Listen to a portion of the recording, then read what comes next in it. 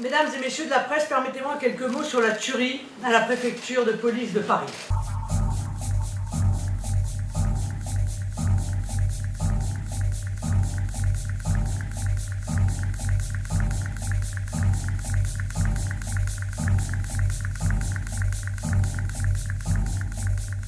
Nous sommes ici, comme pour tous les sujets, dans le déni d'État et dans le mensonge d'État. Malgré les morts, les tueries, malgré les avertissements sur l'imminence des périls terroristes, l'État et son chef, le gouvernement et ses administrations ne se décident pas à prendre en compte le danger islamiste. Pire, c'est un danger mortel que le gouvernement aggrave chaque jour davantage avec sa politique insensée d'immigration.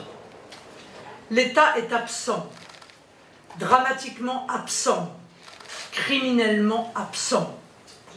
Je peux vous dire, parce que j'en ai la conviction profonde et je crois qu'elle est partagée par beaucoup de spécialistes du sujet, que le fondamentalisme islamiste s'est développé au fur et à mesure des années, notamment au travers de gens qui ont immigré dans notre pays, dont certains d'ailleurs sont probablement venus pour cela.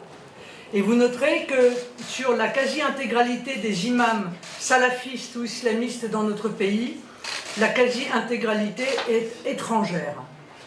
Donc, bien sûr, M. Harpon était un Français, né en France, mais il a été converti. Et il allait dans une mosquée radicale.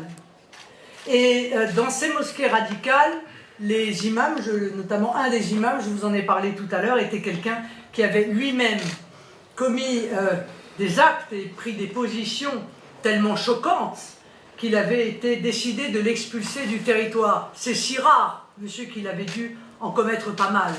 Donc oui, bien sûr, il existe un lien entre l'immigration anarchique et le développement du fondamentalisme islamiste dans notre pays.